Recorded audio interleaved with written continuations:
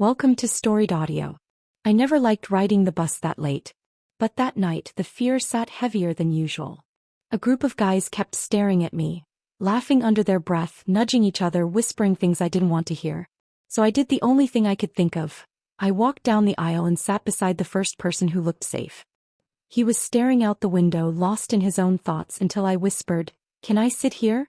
Some guys are bothering me." He turned to me with the softest, most steady expression. "Of course," he said, like it wasn't even a question.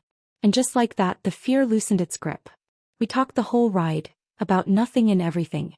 He told me he usually drove but his truck was in the shop. I told him I'd just started a new job that forced me onto the bus at this hour. He didn't judge. He didn't pity me. He just listened. When we got off at the same stop, he hesitated before saying, "If you want, once I get my truck back, I can give you a ride home. We're in the same area anyway." I didn't know it then, but that offer would change my entire life. When his truck was fixed, he showed up exactly when he said he would. No excuses. No forgetting. No, maybe next time. Just a warm smile and a ready to go. Those rides became the best part of my day.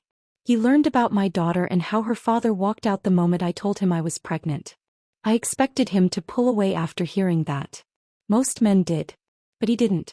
Instead, he told me about his own heartbreak, the relationship that fell apart and left him feeling like he wasn't enough. We shared our bruises, our disappointments, our fears. And somewhere between those late-night drives and quiet conversations, something gentle and unexpected happened. The first time he met my little girl, she acted like she'd known him forever. She giggled when he lifted her up and declared him funny. I watched them together and something inside me cracked open. He didn't just tolerate her. He adored her. He learned her favorite snacks, her bedtime stories, the way she liked her hair braided. He showed up for both of us, not just me. And that meant more than he ever realized. My mom was cautious, of course. She worried I was moving too fast, that I was trusting too easily. But when I told her how he protected me on the bus, how he drove me home every night just so I wouldn't be scared, how he treated my daughter like she was precious, her shoulders softened. "Maybe," she said, "God finally sent you someone good."